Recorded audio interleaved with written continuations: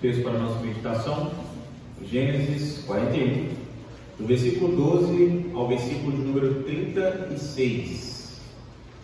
Nós procederemos novamente com a leitura de forma alternada.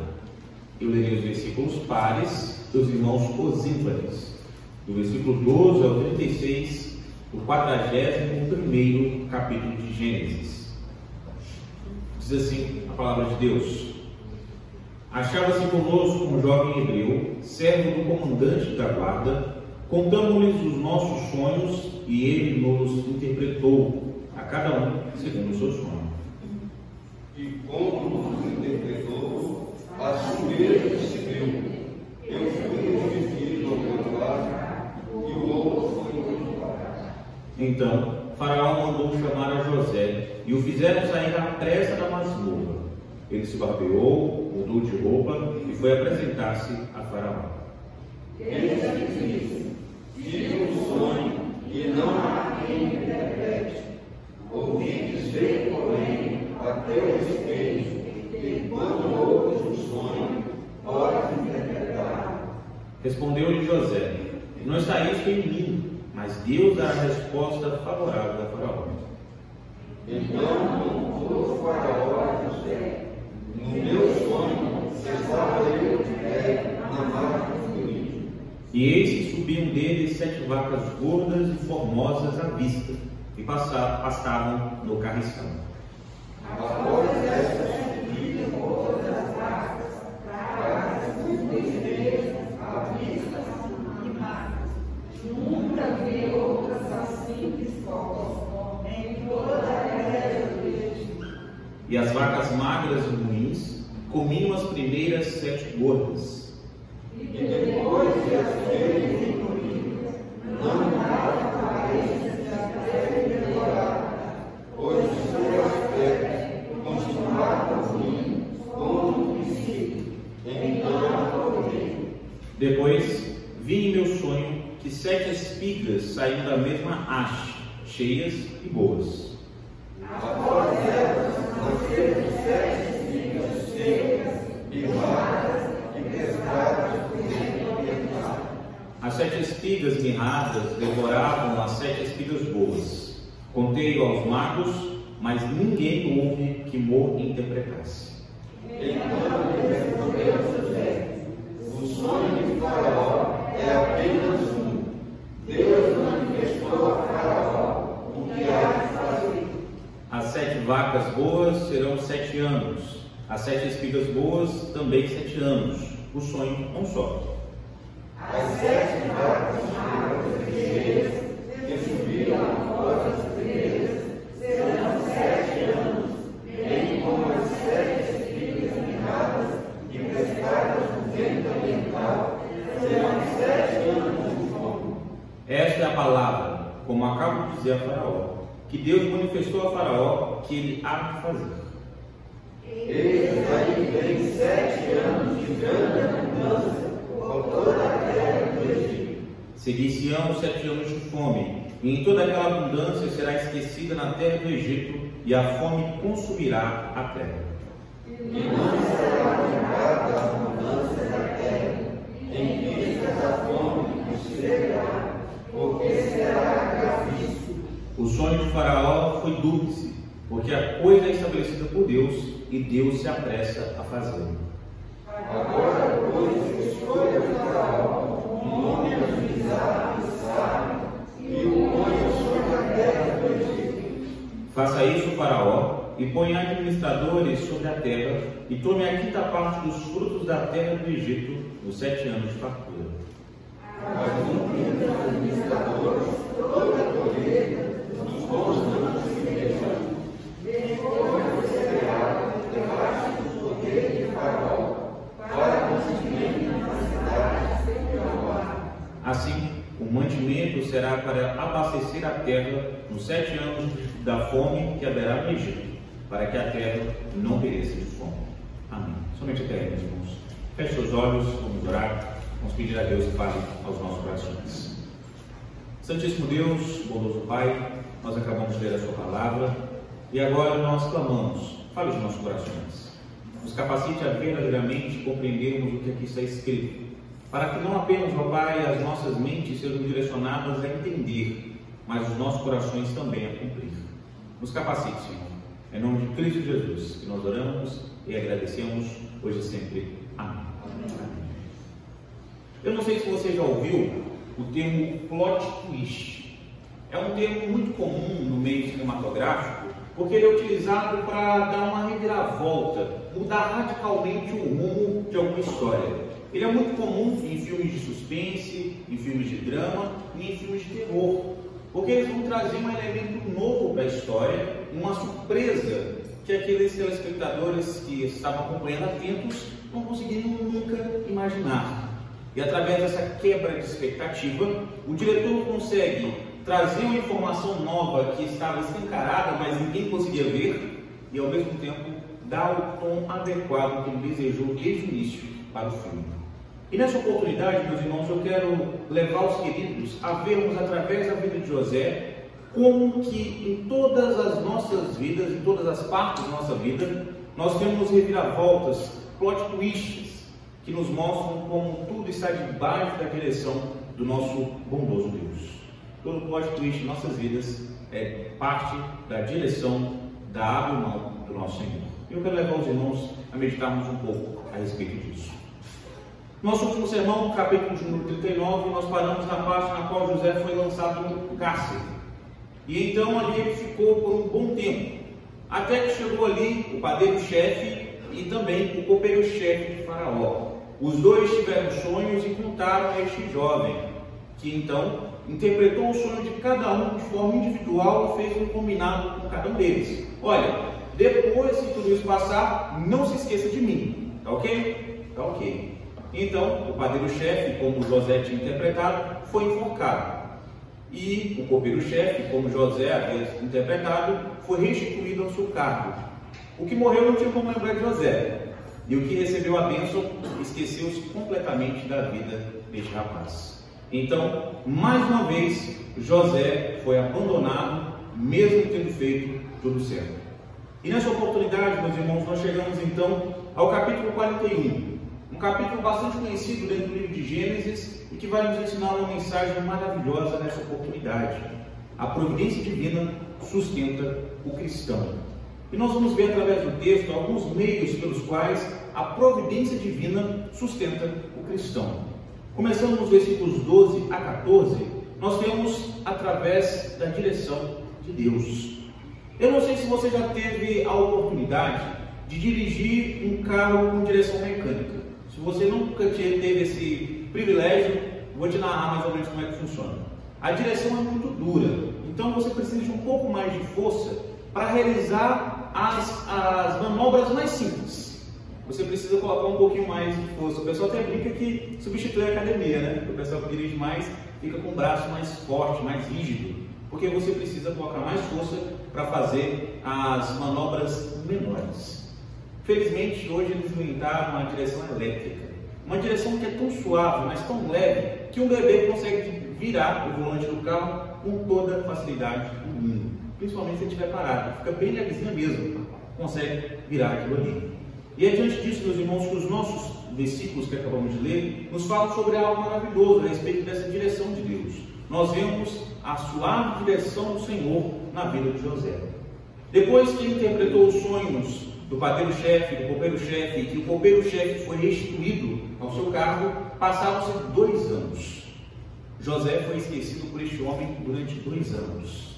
Até que Faraó tem um sonho e ninguém consegue interpretar. É importante nós entendermos que o escritor deseja nos passar é que ninguém conseguiu dar uma resposta satisfatória. Tentar, provavelmente eles tentaram, mas conseguir, eles não conseguiram. E para deixar ainda mais dramática essa situação, no Egito, naquele período, estavam reunidas pessoas muito capacitadas. Os conselheiros e sábios magos do faraó eram as pessoas, teoricamente, mais inteligentes sobre a terra. E essas pessoas juntas não conseguiram formular uma teoria, uma explicação que fosse satisfatória a este homem. As pessoas mais sábias do mundo não conseguiam dar uma direção para Faraó seguir. E é diante disso, meus irmãos, que nós vemos algo semelhante acontecer depois, no livro do Êxodo, com Moisés. Quando os sábios, os conselheiros do faraó, tentam imitar por várias vezes as pragas que o Senhor mandava sobre o Egito através de Moisés. Até que chegou um ponto que eles não conseguiam nem explicar mais. Não era nem replicar, eles não conseguiam sequer explicar. Por isso, guarde essa frase no seu coração nessa noite. Deus dirige a história. Tudo o que ocorre está debaixo da direção do controle de Deus. E é bem interessante nós observarmos nessa perspectiva como que José estava esquecido por vários anos. 2 apontaram o período que o copeiro-chefe foi liberto, mas ele estava mais algum tempo ali, esquecido naquela masmorra. E ele só foi lembrado por esse copeiro-chefe no momento exato que a sua libertação, a sua liberdade poderia fazer alguma diferença em todo o Egito. Meus irmãos, foi no exato momento. Não foi antes e não foi depois. Somente quando as habilidades de José poderiam fazer diferença para Faraó e toda a terra é que ele foi liberto. Pode parecer coincidência, mas para Deus não existe coincidência. A providência divina nos garante que tudo faz parte do governo absoluto de Deus, de forma que ele dirige, de forma que ele decreta, de forma que ele tem o conhecimento de tudo que já ocorreu, está acontecendo e irá ocorrer debaixo do seu controle absoluto. Note como nenhum sábio ou mago egípcio conseguiu interpretar um sonho, como eu acabei de narrar. E foi necessário que um escravo hebreu, melhor dizendo, um prisioneiro hebreu, fosse até Faraó para interpretar os sonhos deste homem. Era muito, mas muito humilhante para a alta cúpula de conhecimento daquela região. É mais ou menos o Brasil passando pela dificuldade que nós temos, e aí a gente vai lá e pega uma criança, e a criança consegue resolver o que os sábios, os especialistas não conseguem resolver. O copeiro-chefe, ele trouxe um ponto decisivo para que José fosse chamado. Deus providencia para que o copeiro-chefe se lembrasse do momento onde somente José pudesse de alguma forma trazer uma diferença para aquele lugar. O que o copeiro-chefe faz com José, meus irmãos, é falar com o faraó o seguinte: olha, eu conheço um rapaz que estava preso lá com a gente e que interpretou o sonho meu e do padeiro-chefe. E ele disse que o padeiro-chefe ia ser enforcado e eu instituído. E aconteceu exatamente como ele interpretou. O que nós vemos aqui é José sendo referenciado pelo copeiro-chefe.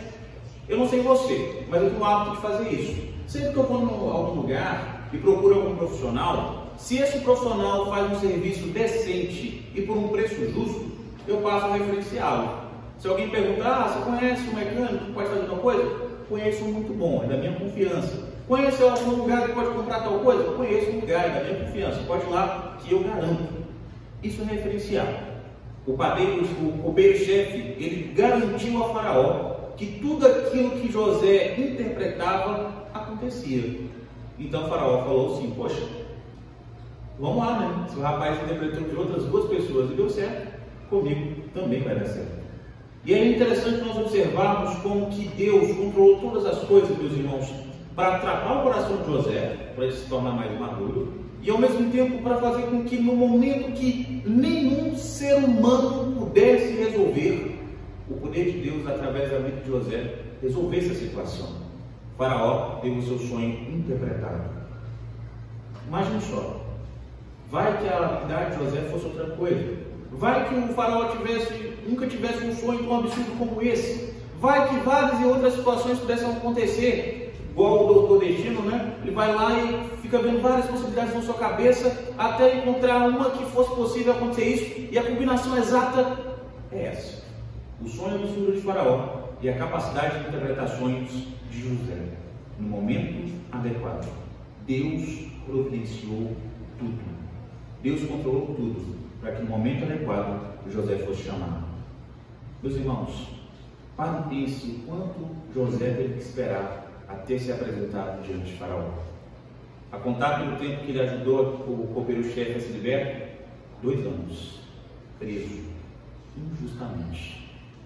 O tempo que este homem teve que esperar, até que a direção de Deus o colocasse no ponto adequado, no momento adequado, para beneficiar não apenas José, mas todas as pessoas da terra. É diante disso que nós aprendemos algo maravilhoso com a vida de José, principalmente com a direção de Deus na vida de José. Deus dirige todos os acontecimentos das nossas vidas para a glória dele e para o nosso benefício. Pode ser que você não entenda, pode ser que você ache que não vai redundar no seu bem, mas a perspectiva sábia e perfeita de Deus é para a glória dele e para o seu bem. E você pode ter certeza disso.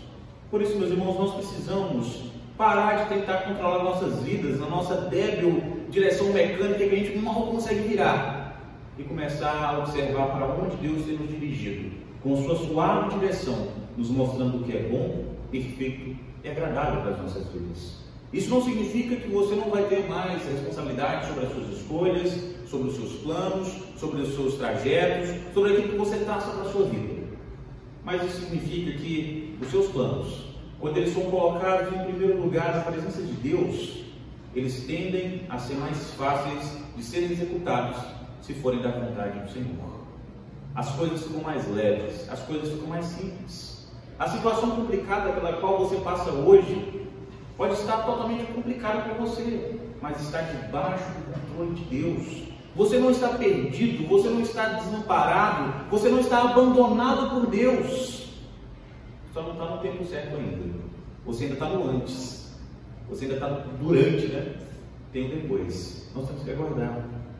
Uma frase que foi muito dita durante o final dos anos 90 e boa parte dos anos 2000 é que Deus ele não demora, ele capricha. Deus ele não deixa nada mal feito, meus irmãos. Tudo que Deus faz é perfeito.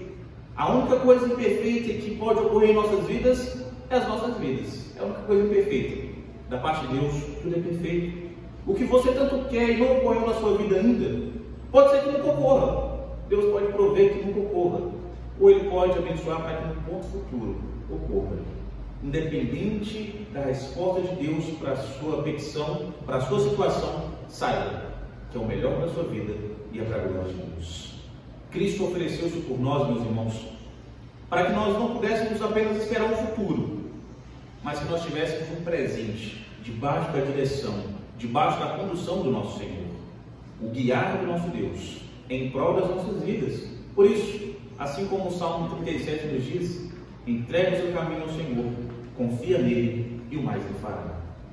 Confie na direção de Deus, confie na suave direção do Senhor para a sua vida, nas coisas pequenas, nas coisas grandes, nas coisas fáceis, nas coisas difíceis. Confie no Senhor e o mais ele fará.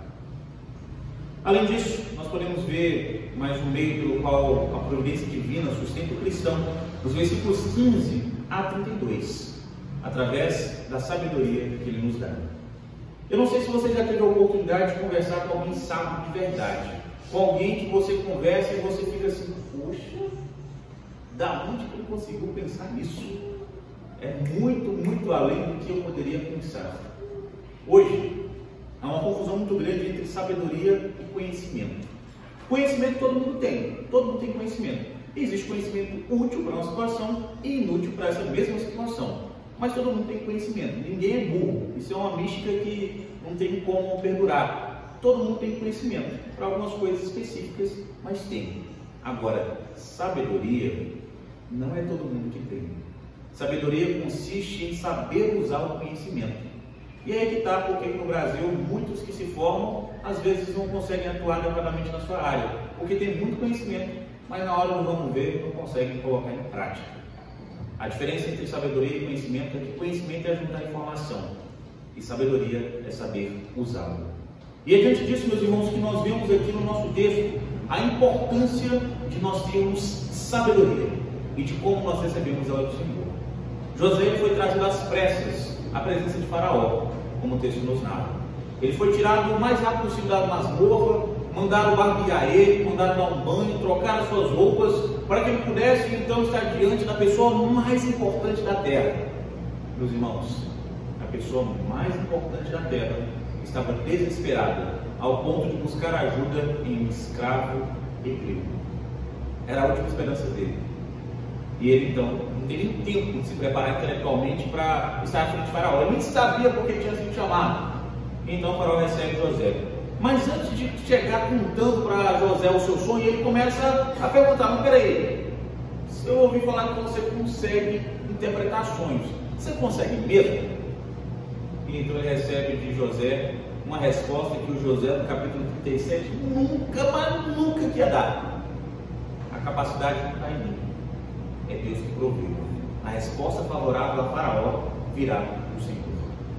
José precisou ser injustiçado várias vezes para ele aprender a dar os créditos a Deus, aprender a ser humilde. De cara, nós aprendemos algo muito importante com José, que é realmente entendermos que toda a glória deve ser dada a Deus, independente da circunstância, independente do momento que nós estejamos vivendo. Faraó pode ter pensado: cá entre nós, né? Eu chamei os sábios, os intelectuais, e nenhum deles conseguiu. Esse rapaz prisioneiro vai conseguir? Será? O José no capítulo 37 era arrogante. O José no capítulo 41 ele é humilde. Ele reconhece que sem Deus ele não é nada e que ele precisa muito de Deus. Nós aprendemos, meus irmãos, que sabedoria é nos diminuirmos para que Deus em tudo seja engrandecido através das nossas vidas. Sabedoria, nós entendemos que não precisamos aparecer, que nós somos apenas um meio para Deus estar alcançando as outras pessoas. Nós não somos a finalidade, nós somos o meio nesse processo. E é isso, meus irmãos, que muda toda a história. Porque então Faraó, vendo a sabedoria deste homem para responder-lhe, ele então começa a contar o seu sonho. E no sonho de Faraó temos algumas características interessantes de nós observarmos. A começar porque ele diz: olha, eu sonhei que tinham 7 vacas gordas saindo do Nilo. As vacas, elas estavam saindo do Nilo provavelmente para se refrescar daquele calor terrível. Eram 7 vacas gordas, formosas. Eram vacas realmente que hoje valeriam muito dinheiro. Essas vacas, depois de saírem do Nilo, elas vão para o carriçal. O carriçal é uma espécie de parte mais de brejo, que tinham várias plantas de uma folha meio cortante, mas que as vacas gostavam muito de comer. Demonstrava fartura, porque 7 vacas bem gordas tinham capacidade de comer até se fartar. Era um pasto lotado dessa planta. Mas no interior as pessoas conhecem como cana-brava, o nome dessa planta aí, esse carriçal, o carriço. Observe que essa imagem que é retratada aqui por Faraó passa tranquilidade e refresco para aquelas pessoas que estavam assistindo. Mas aí a história muda. Depois das 7 vacas gordas, sobem 7 vacas magras, mirradas, mas feias de um jeito que Faraó nunca tinha visto naquela terra, demonstrando ali uma fome, uma necessidade de alimento muito grande. E aí, essas vacas magras comem as vacas gordas. Acabou por aí, né? Não. As vacas magras comem vacas cevadas e continuam magras. Aí fica um mistério. E aí que fica caraminhola na cabeça de Faraó, mas não tem sentido. Como que uma vaca vai comer a outra, né? Não é carnívoro, vai comer a outra e ainda vai ficar totalmente alheia à nutrição que deveria receber. As vacas continuavam mirradas. E aqui nós vemos, meus irmãos, que é algo para denotar realmente a perpetuidade da magreza, da fome que persistia antigamente, pelo menos no período onde as vacas estavam magras. É de onde vem inclusive a nossa expressão vacas magras, é exatamente isso, por causa dessas vacas aqui. E aí Faraó vê essa situação tão assustadora, ele acorda, ele volta a dormir e tem um outro sonho, mais absurdo ainda. Ele sonha que de uma mesma haste, de um mesmo pé de milho, saem 7 espigas gordas, graúdas, umas espigas realmente assim que dá orgulho. E aí está um problema. Segundo os agrônomos que eu consultei, de um pé de milho normalmente vem de 1 a 3 espigas, mas nunca vem mais de uma boa, pelo menos não sem processos transgênicos. Uma espiga boa de verdade por pé. 7, completamente impossível. Completamente impossível.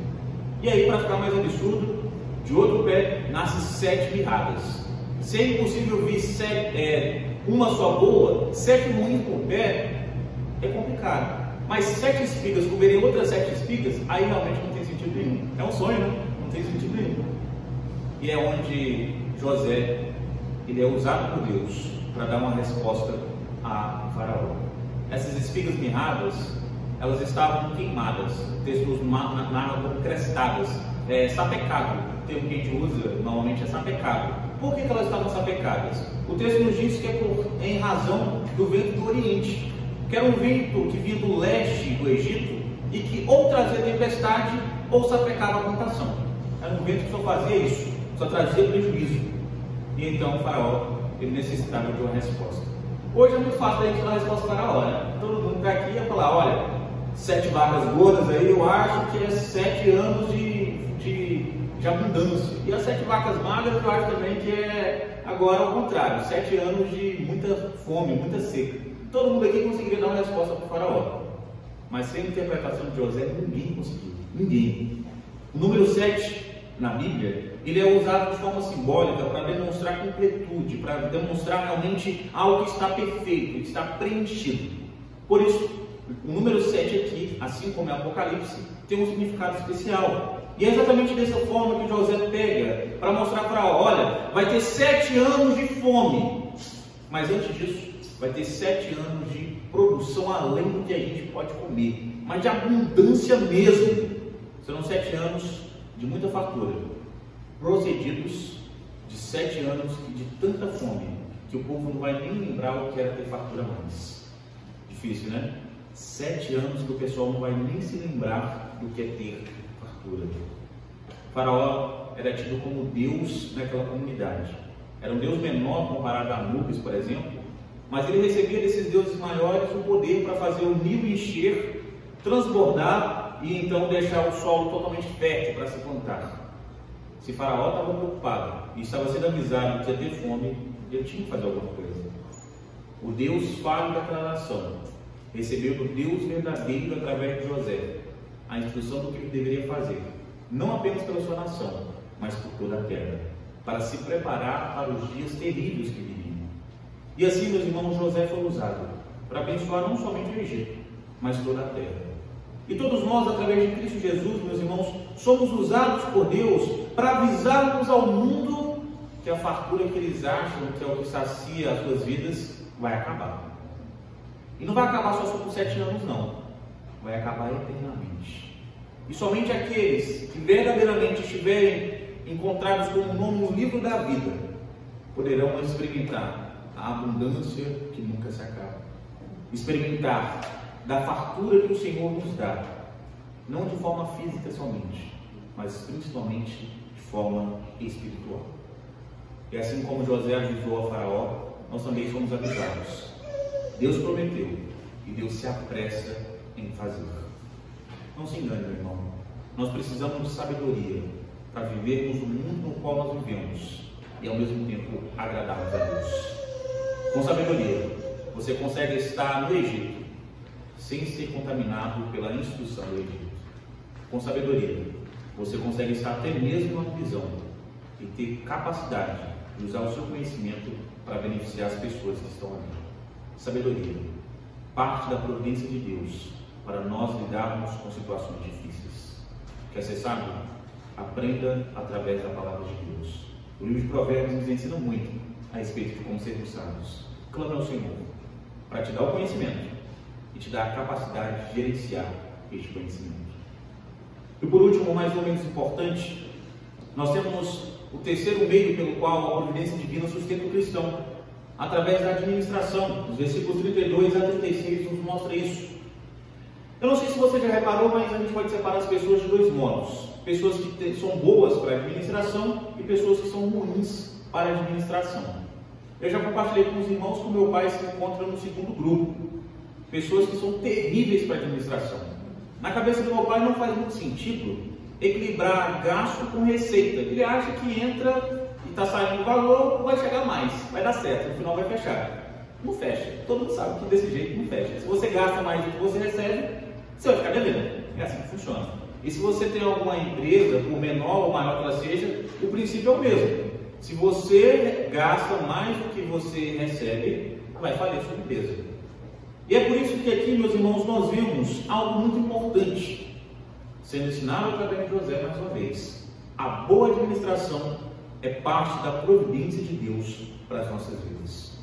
Após explicar o sonho de Faraó, de avisar que Deus não demoraria a torná-lo realidade, José agora usa de sua sabedoria para falar a Faraó o seguinte: olha, você deve pegar uma pessoa capacitada, sábia, para estar sendo responsável por recolher todo o mantimento do Egito nesses 7 anos, para estar nesses 7 anos recolhendo uma parte dessa produção, para nos 7 anos de fome não ter fome, nos 7 anos de fome ter de onde tirar. E é diante disso que nós vemos José mais uma vez sendo muito maduro. O José no capítulo 37 já fala: olha, eu tenho experiência na casa de Potifar.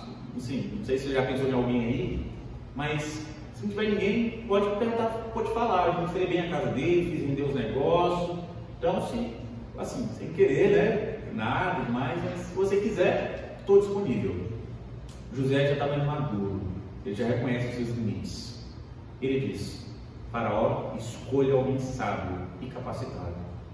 Mas mesmo essa humildade deste jovem não é capaz de mascarar um fato terrível que o Egito enfrentava naquele momento. Não tinha ninguém tão capacitado quanto José para aquela tarefa. Após o versículo de número 36, nós vamos ver Faraó falando que era este o homem que ele queria, honrando José e o colocando como administrador. Mas o plano de José não era só isso, não era só colocar um administrador para recolher um pouquinho, não. O plano de José era mais elaborado.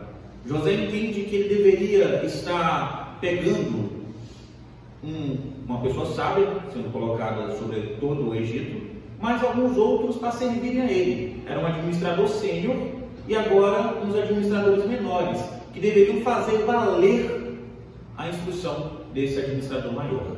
Eles deveriam recolher 20% de toda a produção do Egito durante 7 anos. Pode parecer que você já ouviu isso em algum lugar, né? Já. Durante a semana eu estava conversando com o André a respeito disso e ele me lembrou a respeito do quinto, que a coroa portuguesa tirava do Brasil 20% da produção do ouro. E ai de quem não entregasse. Ai de quem não entregasse.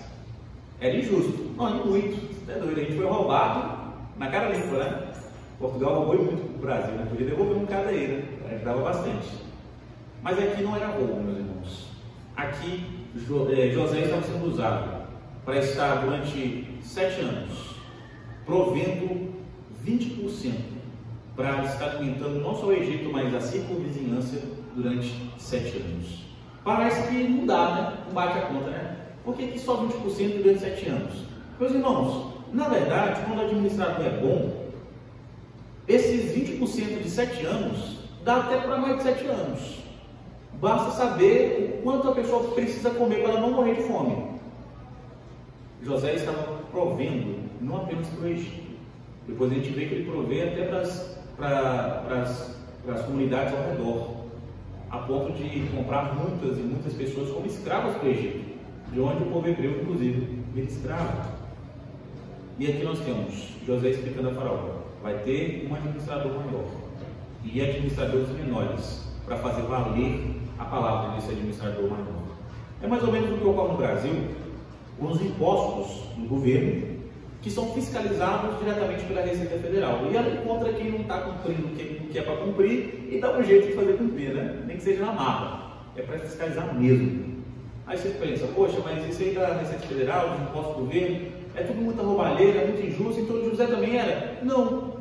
Porque o de José era para estar dando algum tipo de assistência às pessoas que teriam fome. E foi usado para isso depois, para estar ajudando as pessoas que tinham fome, as pessoas que tinham necessidade. Então, através de José, meus irmãos, sobre a administração, a Bíblia já nos ensina algo muito importante: enriquece-se aquele que gasta menos do que recebe, ou aquele que guarda uma parte daquilo que recebe. As pessoas ricas são assim, são as pessoas que ou nasceram de famílias ricas, ou de alguma forma começaram a, de forma lícita, guardar uma parte daquilo que eles recebiam. E José nos ensina outra coisa maravilhosa sobre a administração: permanece rico aquele que sabe administrar adequadamente o que está guardado. Se você tem muito guardado e gasta tudo, acabou, não tem mais de tirar. Por isso é muito importante nós entendermos, meus irmãos, que a palavra de Deus nos instrui a sermos bons administradores em todas as áreas das nossas vidas. Não apenas com a comida, não apenas com as vestes, mas em tudo o que estiver sobre as nossas mãos. Isso inclusive responde uma das grandes perguntas dos ateus: se Deus existe, Ele é bom, por que Ele tem fome no mundo? Não sei se você já parou para pensar, mas a produção de alimento no mundo supera muito a quantidade de pessoas no mundo. Então o problema não é de produção, o problema é de divisão. E não é Deus que está dividindo, não, de forma nenhuma. É o próprio ser humano. Por isso, meus irmãos, quando nós entendemos que a culpa não é da produção, mas da divisão, nós vemos que o ser humano é corrupto. E se não há alguém para levá-lo a poupar, mesmo contra a sua vontade, ele normalmente não vai poupar. A administração de José era boa, muito boa, mas ela estava debaixo de uma administração muito maior. A administração de Deus através da sua providência. A perfeita administração do Senhor. Cristo ofereceu-se, meus irmãos, diante do Deus Pai, para garantir que o governo divino fosse em nosso favor e não contra nós. Por mais complicado que seja o ano que estamos vivendo, Deus garante, meus irmãos, que nós vamos ter meios para estarmos nos sustentando. Seja diretamente através do nosso trabalho, ou seja através do trabalho de outras pessoas para estarem nos sustentando, para estarem nos ajudando. É diante disso que nós entendemos que Deus, através da sua providência, nos dá tanto peixe, como também nos capacita a pescar. Das duas formas, Deus dá a administração correta para estarmos trazendo mantimentos para as nossas casas.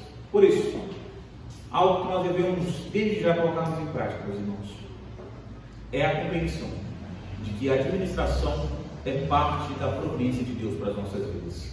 A boa administração é Deus nos capacitando a não vivermos na miséria, mas termos com o que contar no futuro. Não que nós vamos perder o sono com isso, mas é confiarmos que em todo momento nós dependemos do Supremo Administrador. E que da mesma forma como José foi usado para abençoar não só o Egito, não só a sua casa, mas toda a circunvizinhança, que nós, enquanto servos de Deus, sejamos usados por Ele para fazermos a diferença onde nós estivermos. Nós podemos contar, meus irmãos, com a providência de Deus sobre as nossas vidas, nos mostrando, através do seu guiar, onde nós devemos caminhar, nos dando sabedoria para nós lidarmos com as situações mais difíceis que surgem em nossas vidas, e capacidade administrativa para estarmos poupando para os dias difíceis que nos aguardam. Por isso, meu irmão, que a providência divina sustente a sua vida, e você e a sua casa a cada dia saibam que quem traz pão à mesa é o Senhor, e se Ele prometeu nos suster, Ele susterá. Descanse no Senhor, confie nele, confie que a sua boa providência a cada instante das nossas vidas atende às nossas necessidades e nos mostra que bom é fiel aquele que nos chama e aquele que nos aperfeiçoará para a honra e glória do seu nome. E que nisso nós descansemos, e que nisso nós confiemos, na certeza de que aquele que é por nós é muito maior do que aquele que é contra nós. Que Deus nos abençoe, hoje e para todo sempre. Amém. Amém. Feche seus olhos, gostaria de orar por você nesse instante. E se você, até o presente momento, não consegue enxergar a providência de Deus sobre a sua vida, enquanto eu estiver orando, peça ao Senhor para mudar o seu coração, te dar sabedoria, para enxergar o guiar dele e também para administrar aquilo que Deus tem trazido a seu nome. Oremos. Santíssimo Deus, bondoso Pai, nós oramos ao Senhor, gratos, porque até aqui o Senhor tem nos ajudado. Mesmo sem nós merecermos, o Senhor tem nos ajudado. Nós somos, ó Pai, completamente cônscios de que o alimento que está sobre a mesa, a nossa família, o nosso trabalho, as nossas ocupações, é tudo porque o Senhor é bom. Nós não merecemos nada disso. Por isso, ó Pai, o nosso clamor é para que o Senhor a cada dia nos mostre o seu guiar e convença os nossos corações de que melhor é confiarmos no Senhor do que nas nossas próprias forças. Nos capacite a termos sabedoria, para cada instante, ó Pai, das nossas vidas, buscarmos através da orientação do Senhor a melhor maneira para sanarmos as dificuldades, ao invés de crescê-las, ó Pai. Nos capacite a sermos bons administradores, para vivermos para o Senhor e beneficiarmos as pessoas ao nosso redor, para que as pessoas notem que realmente existe alguém no controle de tudo, e que abençoe as nossas vidas, a ponto de sobejar as pessoas ao nosso redor, meu Pai. Continue nos abençoando, e que todos os irmãos, todas as irmãs, todas as famílias aqui representadas, possam a cada dia descansar na certeza de que o Senhor está no controle de todas as coisas, inclusive das coisas difíceis, ó Pai. Que através de Cristo Jesus nós possamos descansar na certeza de que a boa mão do Senhor está sobre nós. E é em nome de Cristo Jesus que nós oramos e agradecemos hoje e sempre. Amém. Amém. Deus nos abençoe hoje e sempre.